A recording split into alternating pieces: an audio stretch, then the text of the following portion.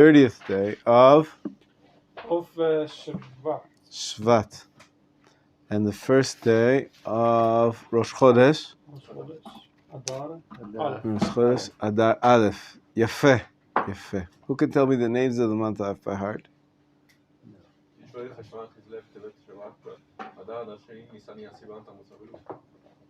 Excellent. Great. Does anybody remember a tune I taught you? I taught you actually starting from, maybe not here, Moshe. Maybe you'll, there's a, Moshe? Yes. Maybe not right here. Getting the plug. Getting the this thing. There's also a thing upstairs, but whatever's good for you. It's okay. Nisan, Sivan, Elul, Kislev. You said it right. Cheshvan Kislev, Tevet Shvat Adar. Okay, it's good to know. So everybody write them down. If you take out a piece of paper, write them down. Thomas, you know them already, but you could write them around. Nisan. So the way I learned it, we start from Nisan because the Torah says, so I think it's last week's parsha, 2 weeks ago, first month, even though really the new year starts in Tishrei. So we have 2 new years. The new year of Tishrei is when the year starts, Rosh Hashanah. But when we're counting the months, we start from Nisan. Nisan Iyar. Good morning, Jacob. Nisan Iyar Sivan. Tammuz Av Elul. Tishrei Cheshvan Kislev. Tevet Shvat Adar. I'll do it again. Just start writing it down. Just start writing it down. Nisan. Iyar. Sivan. It's my birthday month. It's easy to remember for me. Nisan Iyar Sivan. Tammuz Av Elul. Tishrei Cheshvan Kislev. Tevet Shvat Adar.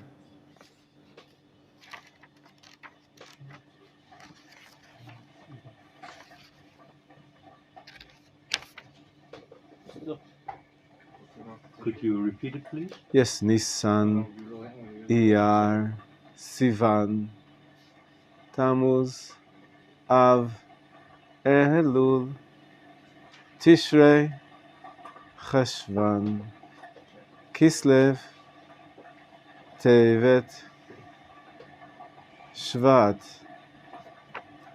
Adar. Sometimes we have 2 Adars. Every third year. Not every third year. We'll talk about exactly when it is, but this year it happens to be 2 Adars. It is. Right. Working off the first one. Tishrei Nisan. Again, from the beginning. You have it, Jacob. You're supposed to write them down. You might have it in your notebook from before. We've done this before. So get your notebook. Okay. Nisan, Iyar, Sivan, Tammuz, Av, Elul, Tishrei, Cheshvan, Kislev, Tevet, Shvat, Adar.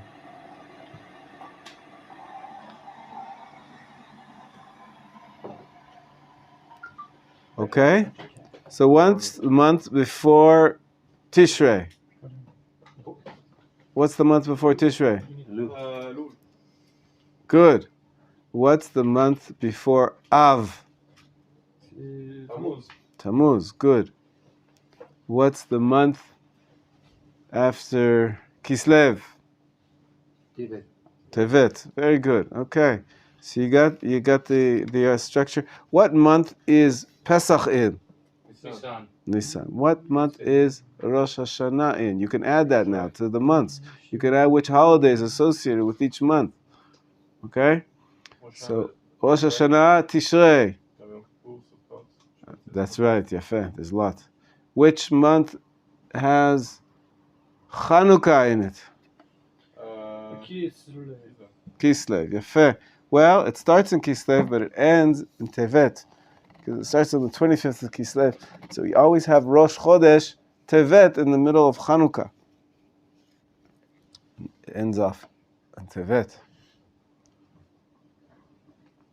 Amen.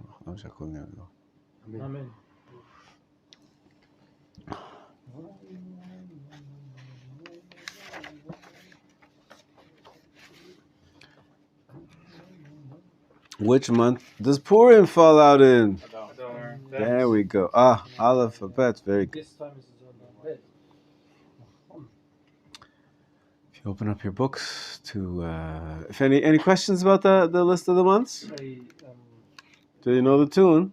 Now you'll remember it off by heart. We'll sing it one more time. You record it if you do. You do have a question. Yes.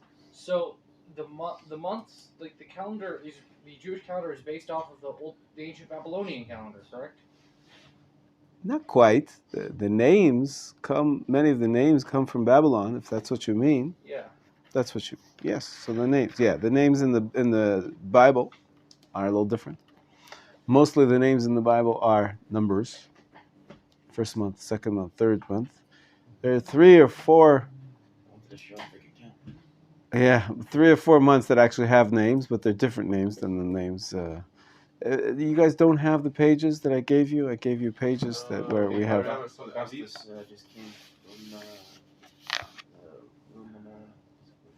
Yeah, they August, right? The names that we use in the secular world, in the Western society, are months based on a whole different cycle, the solar cycle. I gave you. Funny enough, even some of the months that are currently in use, what they mean in numbers, are not actually in the right order.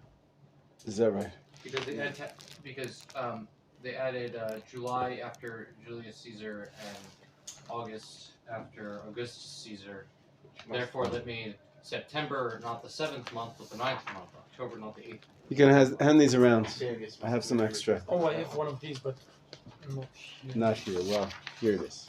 Get used to bringing your I got one picture. booklets to the class. Oh wow!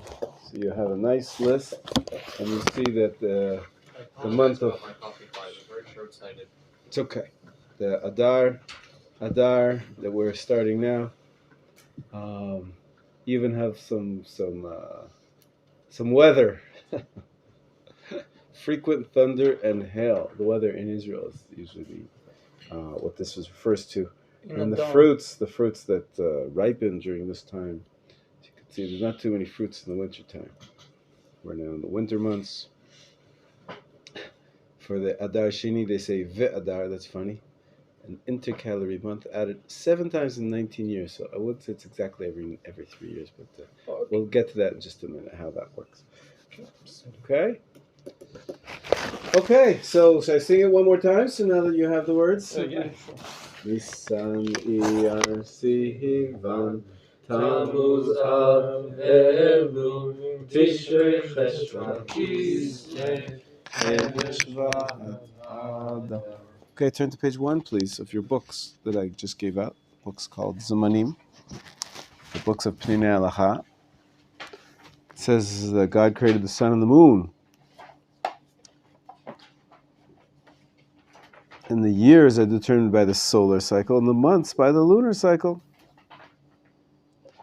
As it says in Bereshit 1:14, they shall serve as signs for the seasons, days, and years. Each month, the moon makes one revolution around the earth. You can see the moon gets bigger and smaller, waxes and wanes. At the bottom of page 1 says the full lunar cycle lasts approximately 29 and a half days. Actually, if you're listening carefully in shul, once a month they announce when exactly the new moon is going to appear. And they use a strange notation system. It's almost a joke because nobody knows what the system, how it works. But we have a tradition that we announce precisely when the new moon will start to grow again. And it's called a system of 1,080 chalakim, or portions. Each portion is about 3.3 seconds. and that facilitates the calculations. So the precise duration of the lunar cycle at the bottom, page 1, says 29 days, 12 hours, and 793 out of 10/80ths of an hour. So it's not exactly 29 and a half. It's a little more than that. Since this cycle, now I'm going to start reading on top of page 2. Since this cycle does not coincide with the Earth's daily rotation around its axis due to the extra half day, a Jewish month lasts either 29 or 30 days, right? We have to have complete days. A 29th day month is an incomplete month, while a 30-day month, like this one, is called a full month. Establishing the beginning of the month is extremely important as all our festivals depend on the Hebrew date. Pesach commences on the 15th of Nisan, Yom Kippur on the 10th of Tishrei, Sukkot on the 15th of Tishrei, etc. In fact, it is so important that the Torah permits witnesses who have seen the new moon to desecrate the Shabbat in order to travel to Jerusalem and testify before the Beit Din. The court would sanctify the new moon based on their testimony and then dispatch messengers to inform all of Israel when the new month began. Okay? So this is a special mitzvah in the Torah that the Beit Din sanctifies the moon. It doesn't happen automatically.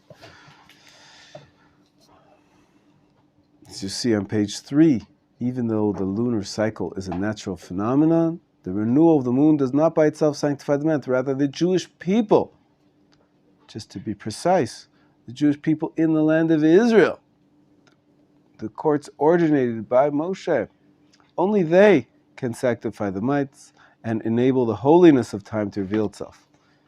This explains why the sages decided to end the middle bracha of the Musaf prayer in Rosh Chodesh with the words, "Blessed are you, Lord, who sanctifies Israel on the new moons." It's not just about the new moons, it's about Israel. We need Israel to sanctify the new moons. Okay, Israel brings holiness into the world. The moon cycle by itself is the natural world. It just happens. But to connect that to mitzvot, to connect that to Torah, the Jewish calendar system is what brings holiness to the system. Now this is a little bit of a Zionistic vort, a Zionistic idea. Number three talks about the centrality of the land of Israel and the Jewish people in the land of Israel for the sanctification of the moon. Who wants to read for us? Number 3, at the bottom of page 3. As a result of Roman persecution, Jewish settlement in the Holy Land dwindled during the Talmudic period, while the larger community of Jews in Babylonia advanced in all areas. Nonetheless, the sages of Eretz Israel retained the authority to sanctify months and intercalate years. As it says, "For Torah shall come forth from Zion," Yeshayahu 2:3. They would dispatch messengers every month to inform the Jews residing in the diaspora when the new month began. Only on rare occasions, like during the Betar revolt, when the situation in the Holy Land was unbearable and the sages were unable to sanctify the month, they deviate from this procedure. During such times, judges ordained in Eretz Israel would leave the land and travel to places that were free of such persecution, and establish the order of the months and the years there. Eventually, Roman decrees intensified, and as a result of Christian influence, targeted the sages in an attempt to stop them from sanctifying the months. During this period, the Rabbi sometimes had to sanctify the month while in hiding, and inform the sages of Babylonia by sending them a secret letter. Towards the end of the Talmudic period, Hillel II came to the conclusion that the Batei Din? Batei Din, it's just plural for Beit Din. Okay. It's Batei Batei Din of Din. Eretz Israel would no longer be able to sanctify the months. In addition, there were fears that hardships and evil decrees would lead to the termination of the institution of Smicha. Smicha, that's right. Smicha is official ordination, which we don't have. I mean, I have smicha, right? That means ordination, but it doesn't mean what the original smicha was something that had to be. Actually, that's simcha is happiness. And this is with a chaf, not with a chet. Also, there's another word, smicha, which means blanket. That's spelled like this one, smicha, but it doesn't mean it's sort of blanket. When you put your hands on someone's head, you're like covering him.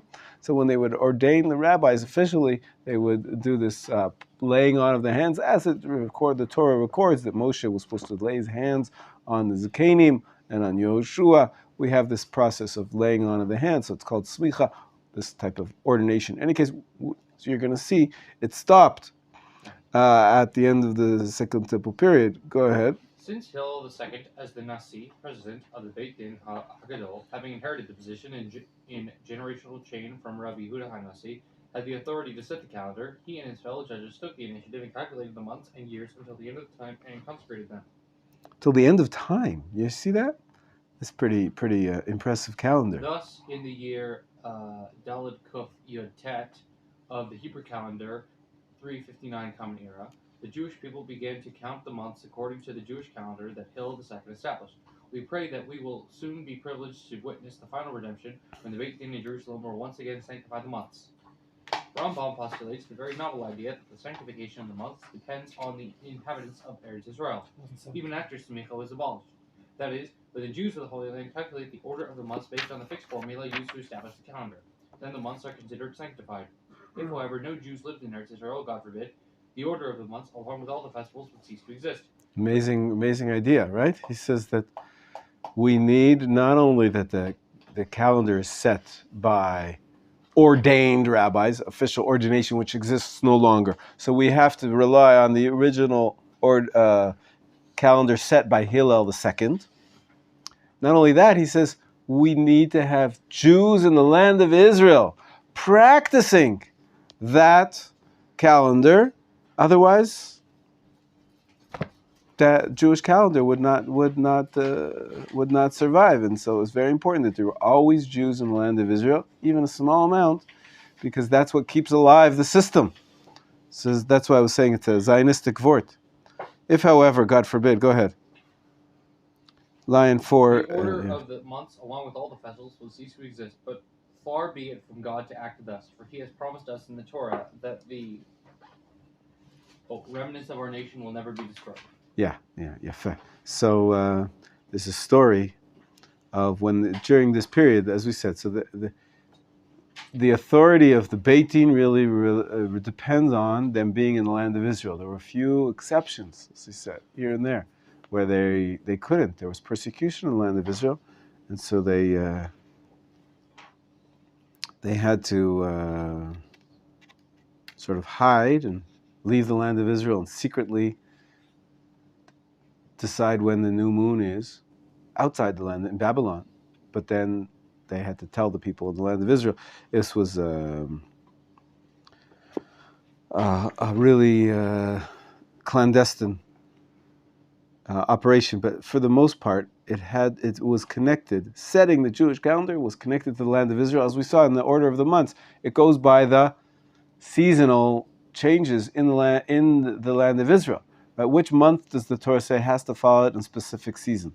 Which holiday has to follow it in which season? From biblical law. Passover? Good. Which one? Oh, it says that the Passover has to fall in the Aviv season. Aviv, spring. Exactly. So that's the Aviv in Israel, of course. If you're in Australia, it's totally the opposite. Aviv is what we call the winter. For them, it's for their spring. So it's very connected to the land of Israel.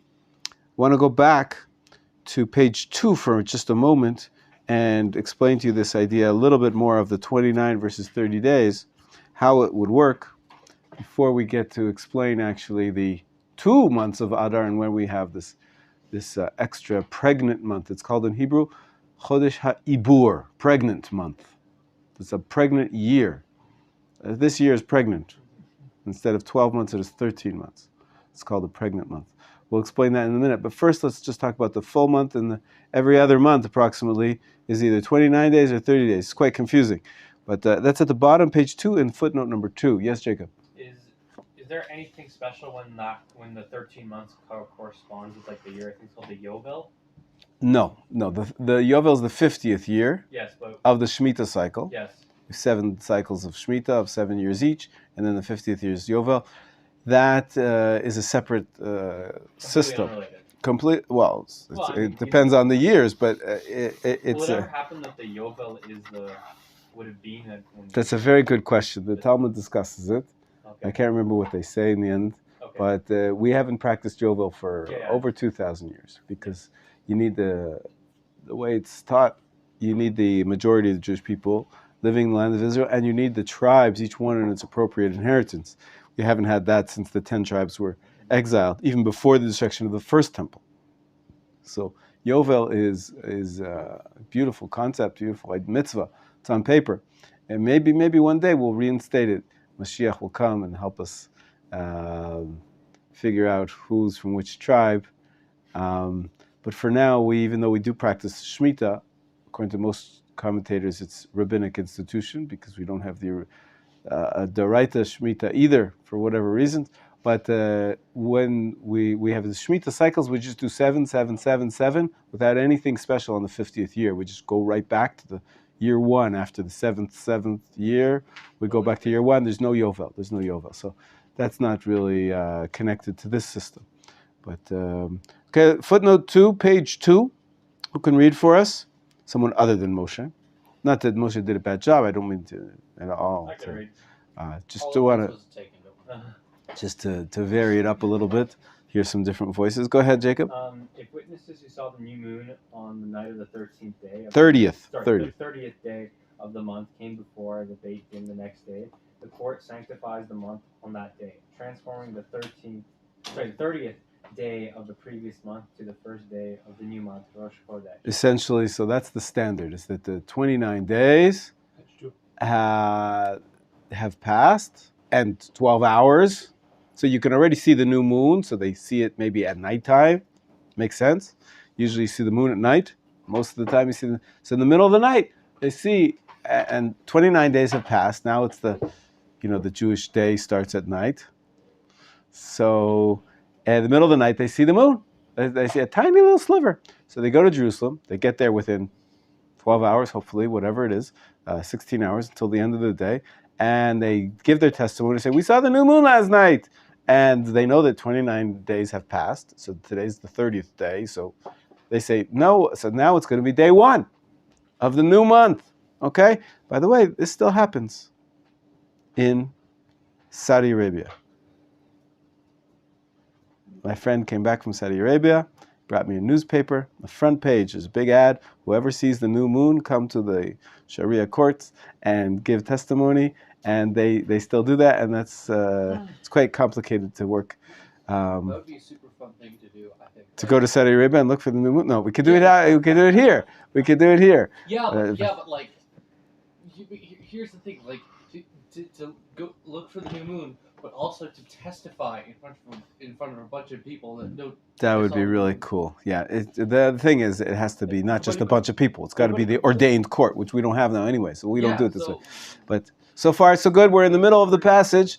If everything works out fine and the 29th day is finished, now on the 30th day they see the new moon. They managed to get to Jerusalem before the end of the day. The Beit Din says, I don't know what you've been saying all day, but today is Rosh Chodesh.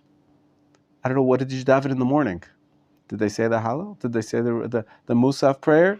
What did they do in the temple? They didn't know what day it was until those witnesses come. But if they do come that day, they declare the present day to be Rosh Chodesh. They then immediately, it says, go ahead, Jacob. They then immediately offer the special Rosh Chodesh sacrifices. Consequently, the previous month is rendered an incomplete month, as it only had 29 days. If, however, no witnesses arrive on the 30th... Why would no witnesses arrive on the 30th day? Maybe Shabbat? No, we just said earlier, maybe you were not here, that you're allowed to violate the Shabbat. Hop into your car if you need to. And so you saw the new moon. It was so important to get the calendar correct that you were allowed to violate. In those days, they didn't have cars. But you could ride your donkey, you could travel. Tuchum, that's right. You could override the boundary laws and go and do whatever you needed to. And you could take with guards if it was dangerous to travel on the roads. And you needed armed guards. They could travel too, carry their weapons, anything necessary. So, but let's say, why would they not come then? Someone else has come. They might be lazy. What else? They didn't see it. Maybe they didn't see it. Why wouldn't they see it? Because they were cloudy. Maybe it was cloudy. Maybe the new moon was so small that you couldn't see it. and maybe actually the new moon would come out only in the daytime and you couldn't see it. It wasn't at night, Oh yeah. right? Sometimes the moon, the cycle doesn't exactly match the daytime and the nighttime. So for whatever reason they didn't see it. So what happened? Go ahead, Jake. I'm sorry to interrupt you so rudely in the middle. But if, however, no witnesses arrive on the 30th, A Rosh Chodesh is the next day's 31st, and the previous month is rendered a full month, consisting of a full 30 days. In such a case, the Beit Din does not need to hear witnesses' testimony or declare the beginning of the new month, as in the case that there are only 2 days on which Rosh Chodesh can possibly occur. If no witnesses come on the first day, Rosh Chodesh automatically falls onto the next day. falls out on the next day. Yeah. Okay. So so it's either the 30th day is the first, or the 30 days continue to be the 30 days of the previous month, and then the 31st day is automatically the beginning of the next month. And another reason they might not come is because they might not make it. Let's say they were in Eilat and they saw the new moon, and they get into their car and the car breaks down. Or no, in those days they would get on their horse or their donkey, whatever it was. They couldn't make it all the way to Jerusalem. It was a long travel. They got stopped in the way. Maybe they got tired. They fell asleep. Whatever it is, if they don't get there, the Beit Din can't declare the new month unless there's witnesses. And so we have also that's this whole story is ignoring the reality. The reality, we said, is that we need to keep the system current with the seasons. And so we know that the real month is every 29. The real new month is going to come every 29 and a half days. So if every month the witnesses don't come and you keep doing the 31st day, the 31st day, and the 31st day, you're not going to get Rosh Chodesh on the proper day. So that's why usually it works out to be every other, because 29 and a half plus, what was it? 793 parts out of 1080 of an hour. So it's 29 and a half days plus a little bit.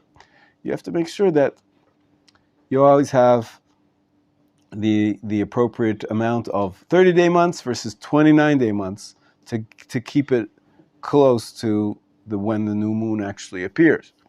And so it's a little more complicated, as we're going to see now, but for the most part, you can say it's every other month. Every other month.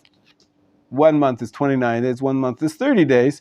That makes it keep true to when the new month actually comes, because the real new cycle of the moon is 29 and a half. So if you do 129 and the other 130, so you cancels each other out, and you pretty much stay true to the new moon. Okay? What Yeah. witnesses were flooding in like all the time as soon as they saw the new moon? So there's a story in the Mishnah of Rabbi Akiva, who once saw. Rabbi, you've heard of Rabbi Akiva? He gives me hope. It gives you hope. Yeah. Rabbi Akiva, one of the greatest scholars ever, right? He saw exactly what you're saying, that there was it was just so obvious. It was like a very clear new moon in the middle of the night, whatever it is, and so that's it. Everybody was packing out of shul, packing out of town, going to Jerusalem, and he said, "This is ridiculous. We don't need 100 witnesses. We only need 2." So he stopped them. And Rabbi Gamliel, who was the president, the Nasi of the generation, he said, "Rabbi Akiva, if you stop them now, then next month everybody's going to assume somebody else is going, and they won't come, and we won't have the proper witnesses that we need. And so don't stop them." As a matter of fact, the Talmud relates, this is in Masechet Rosh Hashanah, that they actually created an entire system of receiving the witnesses in Jerusalem. They made parties for them. They gave them places to sleep. They made an entire barbecue for them in the temple, in the courts of the temple where the Sanhedrin was, because they wanted to make sure that whoever saw the new moon would come and have no hesitation, even if it was Shabbat. And it was quite an event. That if it was it could have been seen by somebody in Eilat, somebody in Tel Aviv, somebody in Haifa, somebody in the north, in the Galilee, and whoever saw it, if there were 2 kosher witnesses, they were supposed to come to Jerusalem. And many times you did have redundancy, but that was okay, because they had to make sure it happens in future times when maybe you think, oh, it was so clear that everybody else must have seen it, but really nobody else saw it. It's just your vantage point. You happen to be on a hill. There happened to be a cloud that opened, and you and your friend happened to see it.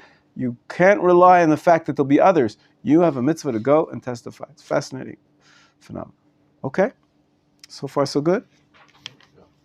This is the history. Turn to page 6, please. How do we practice today?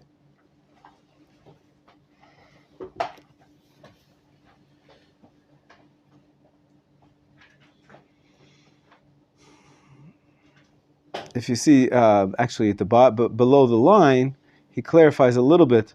He mentioned in his discussion that Hillel II, he set up a system for all generations, which we follow till today. And so it's as if we're sanctifying based on the smicha, based on the official ordination in the time of the Second Temple, even though we're after that. And he says, we stated that above when smicha does, underneath the line on page 6, it says, we stated above that when smicha does not exist, the months are sanctified by way of mathematical calculations. According to the Rambam, this is a halacha l'Moshe Sinai, an oral law that was taught by Moshe at Sinai. This is why he does not mention Hillel II. The Ramban, on the other hand, writes there's no source indicating this is a halacha l'Moshe Sinai. Rather, the truth is that in our times as well, the months are considered sanctified by rabbis who have undergone smicha, that is based on Hillel II's calculations. Consequently, Ramban does not require the existence of Jews living in Eretz Yisrael for the calculations to apply to them.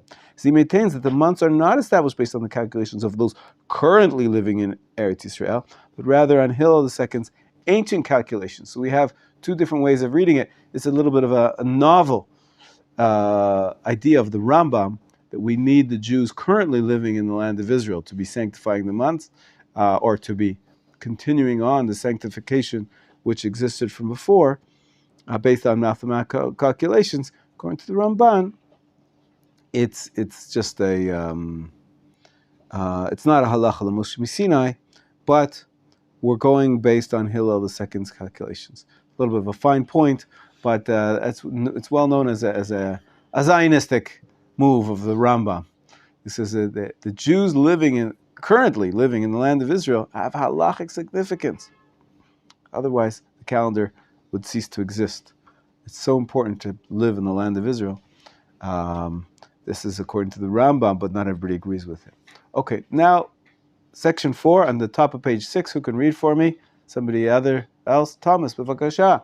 Page 6, Rosh Chodesh. That's right. Rosh Chodesh 1 day or 2. When a month is incomplete, 29 days, the following Rosh Chodesh is observed for 1 day. When it's full, 30 days, the following Rosh Chodesh lasts 2 days. The 30th day of the previous month and the first day of the next month. Even though the second day is the main part of Rosh Chodesh, as it is the first day of the month from which we count the subsequent days of the month. Nevertheless, all the laws of Rosh Chodesh apply to the first day as well. We recite the Hallel and Musaf prayers, and we insert the Velavo into the Amidah, the sun standing prayer, and we have Amazon, grace and forgiveness. One forgot to recite the Velavo, in Shachrit or Menachem, must repeat Amidah. Several explanations have been given for the practice to observing 2 days of Rosh Chodesh. See the footnote. Okay, why do we do this? I mean, we know exactly what it's going to be. We know why. We know that the next month is starting really only on the 1st of Adar, which is tomorrow. So why today do we celebrate it as Rosh Chodesh when it's not really? It's really the end of the previous month. Why 2 days? So if you look in the footnote, there's a few explanations given. I'd like you to list them and write them down. And when I come back, I'll be back in about 5 minutes. When I come back, I'd like to you to give me back the different explanations that he brings in footnote 4. Okay, so that's your exercise for a few minutes, and see you in a few minutes, and we'll discuss it. Footnote 4, write down the few explanations given.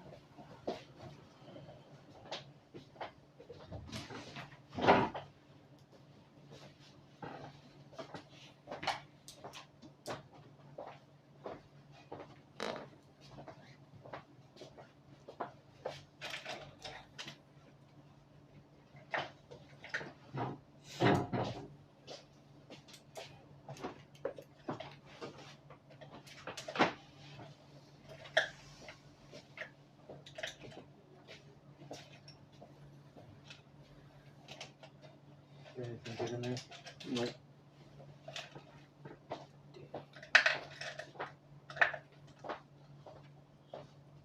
Nice thing of paper. Hmm? Nice thing of paper. Gotcha. No, you can't. I was. What are you going to be calculating? Don't worry about it. Just tell me. Sure. Math problem. Found it interesting. Can you please do this? Once you do this.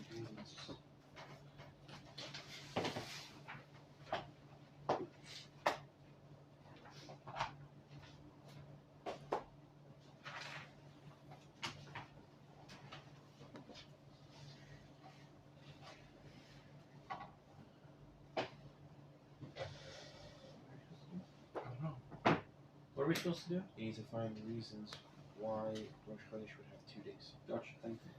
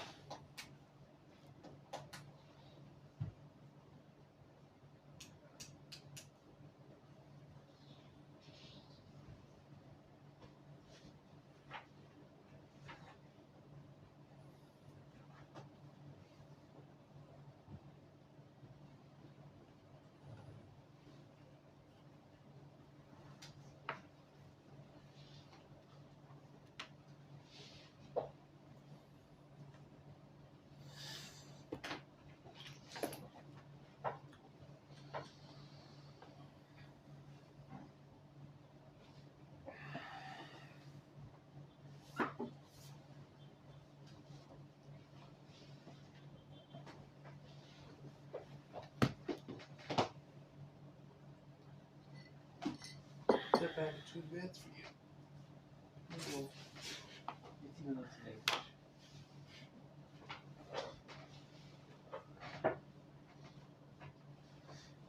So the shepherd dropped the other day, so I know you told me. I haven't been in my room alone, like my secret hiding spot. I've just been walking around with hundreds and hundreds of dollars. I mean, how That's much good of to know. secret hiding? That's good. That's good. No, but the location of my secret hiding place. It's good to know. Well, that narrows it down. You, I could probably kill. You are stupid enough that I could convince you to probably kill yourself. What? You, Oh my goodness. I could say something racist to make you feel guilty about being German, and you just walk off and cry. I don't care. You know that. I could just sprint at about, I don't know, maybe 10 miles an hour, and you would not be able to catch up with me. Well, you're such a nice guy. Give me credit. 5 miles an hour. Okay.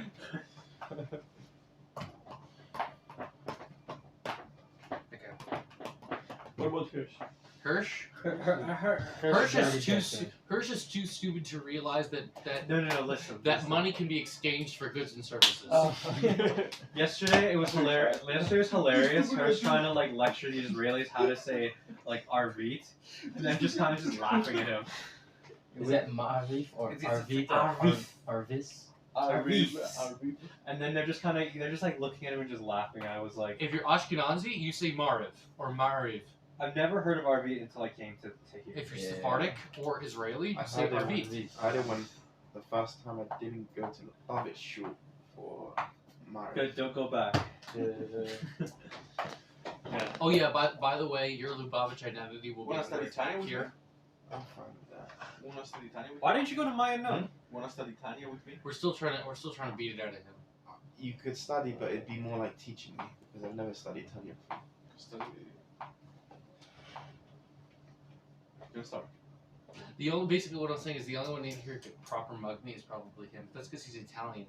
And you think that if you go to Italy, they always warn you. He is about muggers. mafiosi. It's because he's got mafia connections. No, it's because Italians are always mugging people. That's what they tell you when you go on vacation in Italy. Is be careful Hey, of you mugging. know, But the thing is, they tell you to be careful of mugging, but not from Italians. True. But he's a Semitic Italian, therefore. I mean, So now that we got all the stereotypes out the way, what else is it? Jacob, you need protection? You need yeshiva? from who? Protection? I think I'm okay. You need protection. Are you man. sure? I mean, should I be worried? You should join the You have his number. cartelas, guys. The Cartel. cartel. You should join the cartel. Moshe, you know this word. What are they called? Chicanos? Yossi. Oh, we're live. Oh, that's funny. Hang on me. That thing on. Is that the only one you have? No, Or I you have have some more? more. I have a couple more. I got a big one of this from this. A big dollar. Yeah, it had 2 zeros after it. Do you have pounds? Okay. $100. Some of those might run. $100. Oh, That's a lot. $1. That's a lot. That's like 100. That's 250 shekels.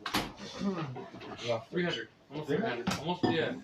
Almost, no, more than 300. No, it's not, bro.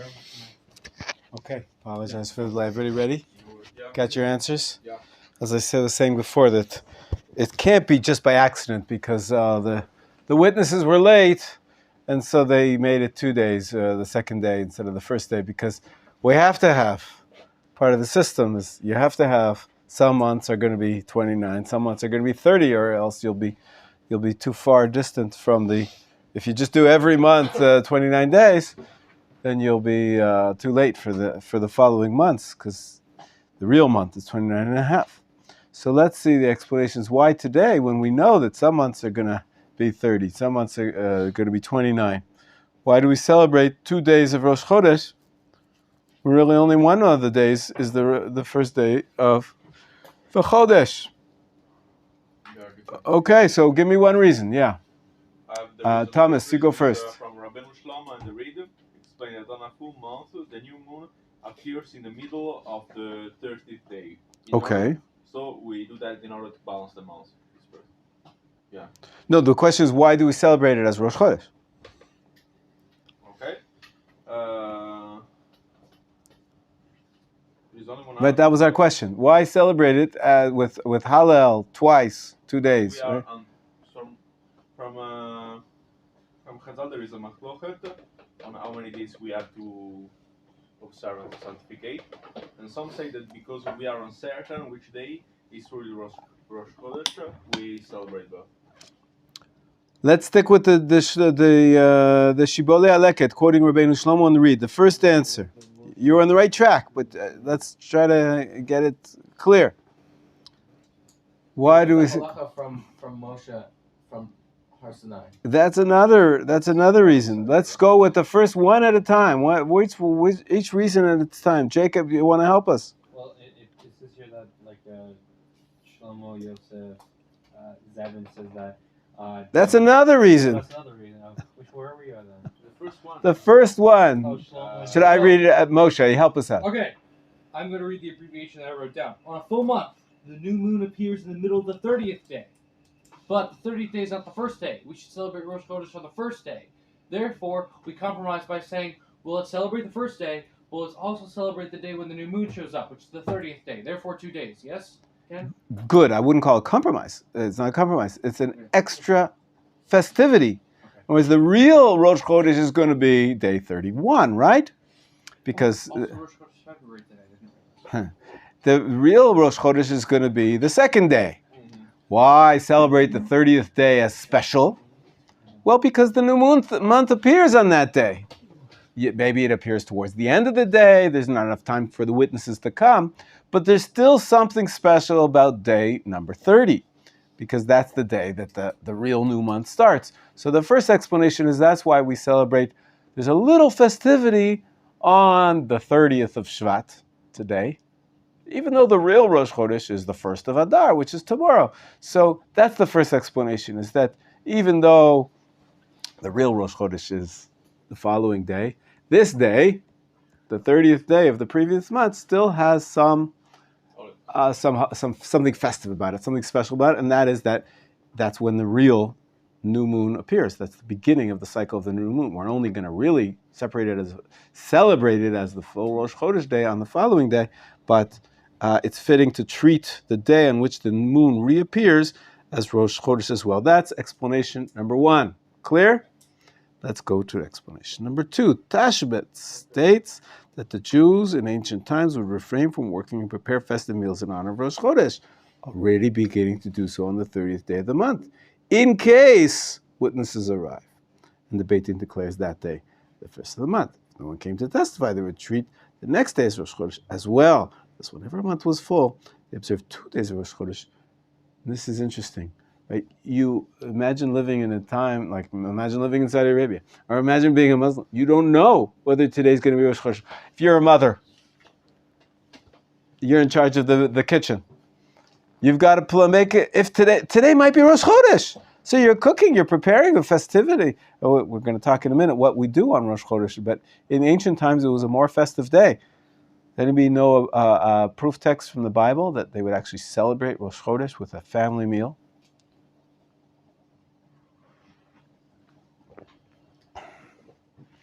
I think it's just we're Jews and we like excuses to celebrate stuff. There's a story in Tanakh where they had a family meal on the Rosh Chodesh. Can you tell me if I'm mistaken? But First, answer the question. Oh, sorry. So the question is, when is it mentioned that the Jews had a famous A festive meal on the day of Rosh Chodesh. It's actually read as the Haftorah whenever the Rosh Chodesh comes out on the following day, because it starts off, the passage in the prophets start off with the words Machar Chodesh.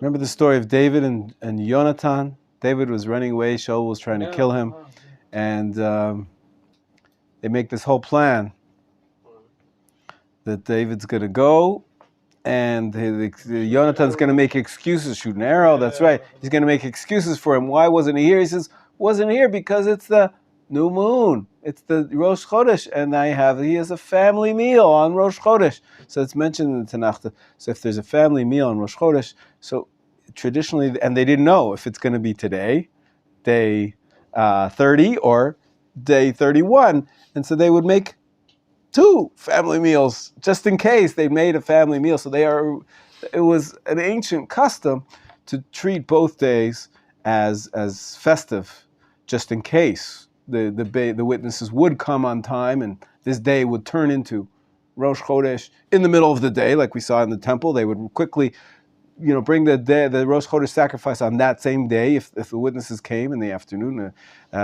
with enough time for them to do that. And so that makes sense that the custom became to make 2 festive days, one just in case, and the other one if it happened to be pushed off. So then that would be so. So this is an ancient custom to celebrate 2 days of Rosh Chodesh. That's the second approach. Not really because it's worthy. The first approach said because it's, there's something special about the first day of the Rosh Chodesh, because that's when the new moon actually appears. But because of the sort of more of a social reason, this was the custom to treat both days as special. Even though, I'm reading on page 7 in the second paragraph underneath the line, even though the Musaf sacrifice was offered exclusively on the first of the month, that's the second day, these 2 explanations indicate that both our days are holy. We therefore recite Halal Musaf and Yalav on both days. They both have something special on them, because one is, you could say, Rosh Chodesh in potential, and that in itself is holy. Quantum Rosh Chodesh. Quantum Rosh Chodesh, that's right. The potential of Rosh Chodesh is there on the 30th day, and of course the 31st day, on the days when that's the first day of the next month. That's for sure Rosh Chodesh. Okay, that's 2 approaches so far. Let's keep going. Now, who wants to tell me the third one? Rav Shlomo Yosef Zevin, a favorite teacher of mine. According to Russian Shiltei Giboim, No. Oh, yeah. Go ahead. Yeah, sorry, that's right. Jews serve only one day of Rosh Chodesh for a full month, while Otzarua and Maharasha maintain that they observe 2 days. So there's actually a debate here whether or not they would celebrate 2 days or 1 day in the time when they, this is. The question is, how old is this custom? Everybody has Rosh Chodesh 2 days. We say Yalav Yavel twice. We say Hallel twice. Once on the 30th day, once on the 31st day, when it comes out that way. But apparently it wasn't always like that. And there's a pasuk, Machar Chodesh, on the day after the new moon, the second day. This is the verses I was quoting you just before. In Shmuel chapter 20, Tashbetz and Rabbeinu Yeshaya understand it as a reference to the second day of Rosh Chodesh. It says the second day, so it's the second day of Rosh Chodesh. Well, Rashi and Radak maintain that it refers to the day after Rosh Chodesh, a regular day. That's just an interesting aside. There's a debate about how to interpret the passage in the first Shmuel chapter 20. Some explain that we observe 2 days because we are uncertain which day is truly Rosh Chodesh. That's this opinion has been rejected. Therefore, one who recites Yalav Yavel and Shachrit or Mincha on either day must repeat the Amidah. So we don't treat it as safek halachically. You must celebrate Rosh Chodesh on both days, the first day of Rosh Chodesh and the second day of Rosh Chodesh, the 30th of Shvat and the 1st of Adar. Yes. So right now we have like atomic clocks and powerful telescopes, and just like we know for a fact, and we can predict 500 years into the future exactly what day Rosh Chodesh will be, or when the new moon will be. Correct. Yes. So could one make the argument that they needed to have 2 days back then, but because of what we have now, we don't need to have 2 days? Might we be saying something in vain? So, excellent question. I suggest that we relate to it at the beginning of tomorrow's class, just because we're out of time. But I believe the answer was already given. If you look back to what we did today, the answer was already given. Okay, but remind me at the beginning tomorrow, B'ezrat Hashem. I'll make it here on time. Just not feeling myself.